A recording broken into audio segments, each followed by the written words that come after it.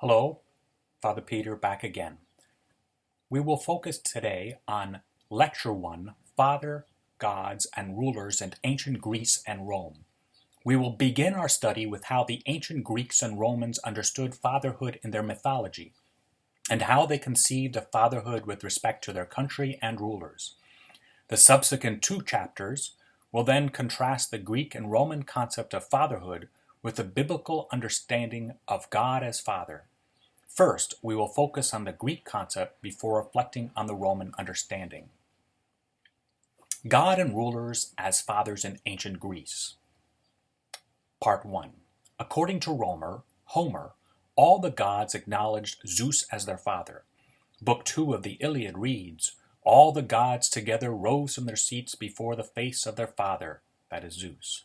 "No one dared to await his coming, but they all rose up before him." End quote. Zeus's omnipotent power is evident in his control over thunder and lightning and appearance as a powerful bull before he seduced the woman Europa, which modern-day Europe is named after. Europa was one of many women Zeus seduced.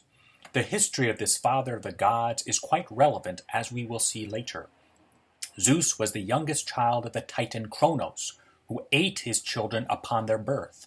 Rhea, Zeus's mother, saved Zeus from being devoured by his father, who ate his children to prevent them from challenging his rule. He was terrified of them taking away his power. Rhea tricked her husband, handing him a clothed rock, which he thought was his son Zeus. When Zeus had grown strong enough to challenge his father, he allied himself with the goddess Metis, who gave Kronos a drink that caused him to vomit out all the children he had eaten. With gratitude to their younger brother, these liberated gods successfully overthrew Kronos. Afterwards, Zeus became the god of the heavens and king of all the gods. In imitation of his father's fear of being challenged by his children, though, Zeus ate Metis, who was pregnant with his son. Notice the recurring theme of violent rivalry between sons and fathers in ancient Greek mythology. Even Kronos' father, Uranus, saw his children as rivals, and for that reason imprisoned his children, including Kronos, deep in their earth. In other words, deep in the earth goddess Gaia.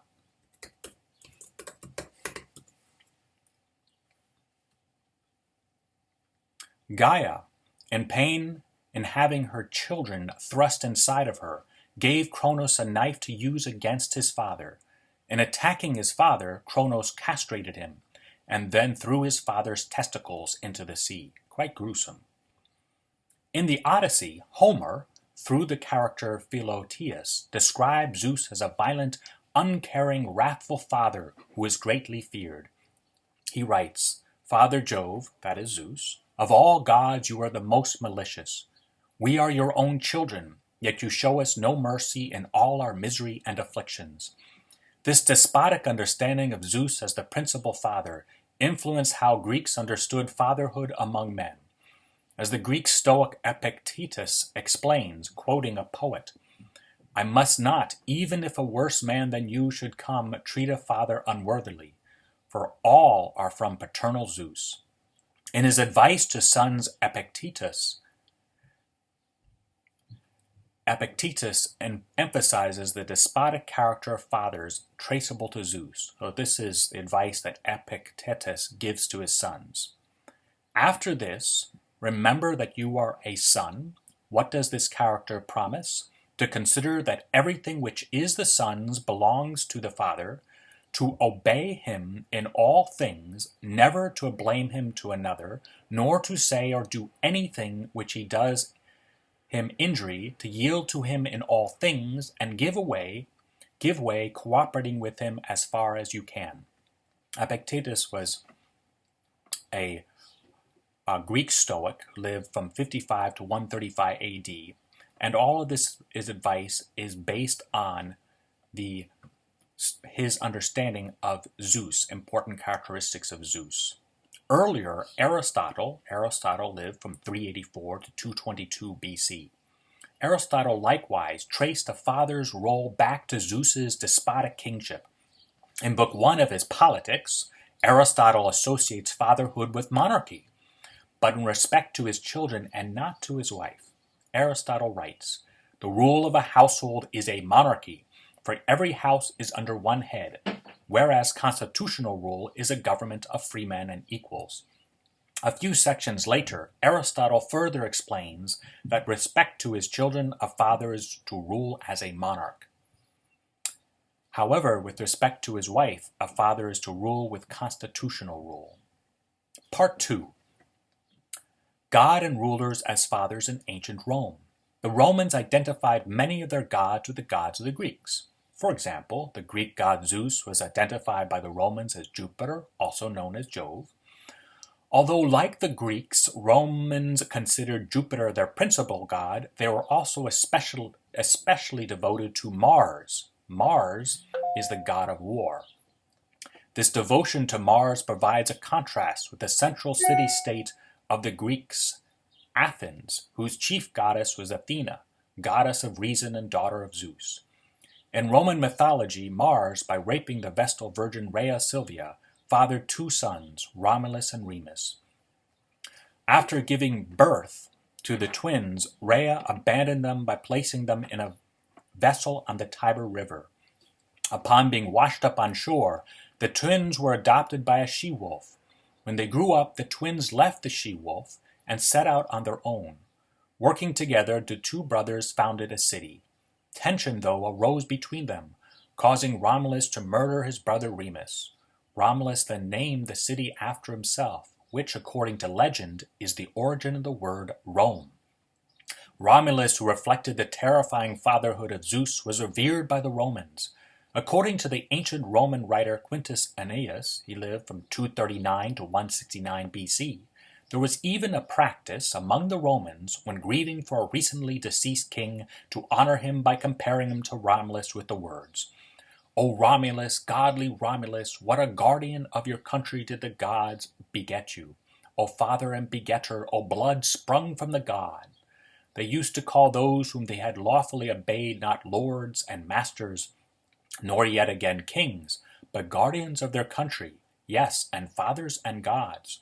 Nor was this without reason, for what do they say next? "You it was who brought us forth into the world of light." A particularly famous legendary ancestor of Romulus, Aeneas, likewise founded a city after murdering his rival.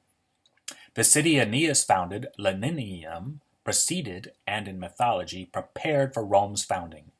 Aeneas was supposedly the son of the goddess Aphrodite. The Romans call Aphrodite Venus. Aeneas also is the cousin of the king of Troy, King Priam.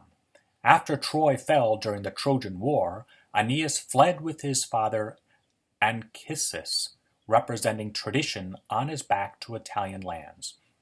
There he engaged in battle, and upon successfully defeating his rival Turnus, he founded the city Lavinium. Despite his father's counsel that he is to spare the humbled foe, Aeneas kills Turnus, while Turnus lay subdued at his feet. As described by Virgil, standing over Turnus, Aeneas, with kindling rage and terrifying look, buried deep his furious blade in the opposer's, Turnus's, heart. The Roman association of their founding fathers, both gods and men, and even their city, by seeing it as being associated with violence. Violence is primal. Violence is the origin of their city, of their gods, of their most important men. And this association became reflected in how they perceived the relationship of fathers in families. Like the Greeks, the Romans typically held that the father is the head of his household. This headship even included the legal right, sometimes called jus vitae necisque, to treat his children as slaves and even to punish his children by killing them. Not until the Christian Emperor Justinian lived from 482 to 565 AD, was this law, the jus vitae necisque, and similar laws put aside. The Roman jurist Ulpian defined this mythological influence understanding of a father of a family as one who stands outside and over the family, which is to submit to his hierarchical power. In time, Roman rulers also perceived the role as fathers who stand over and outside their subjects. The Roman cult of the ruler was influenced by the earlier history of the ancient Egyptian pharaohs who were worshipped as sons of gods. Capitalizing on this connection, Julius Caesar claimed that not only was he a descendant of Aeneas, but he also was a descendant of Venus, goddess fertility. Later, his grandnephew and adopted son Gaius Octavius, later named Augustus, explicitly called himself a son of God with the title Imperator Caesar Divi Filius. Another title Augustus promoted was Pontifex Maximus, signifying that not only was he Rome's first emperor, but also was Rome's high priest. As Rome's first emperor, Augustus promoted himself as father of the fatherland with the term pater patria. In his view, he was an absolute father who stood over his people, his children, and provided them with peaceful security of his Pax Romana. This concludes Lecture 1. Lecture 2, we will see how God as Father is understood in the Old Testament. And by so doing, we will see how the Old Testament identified God as a father, but in a very different way from how the Greeks and Romans understood fatherhood among their gods. We will do so in the following way. First, God as a non-violent creator. Second, God as loving, merciful Father. And third, God as Father of Israel's kings and of individuals. God bless.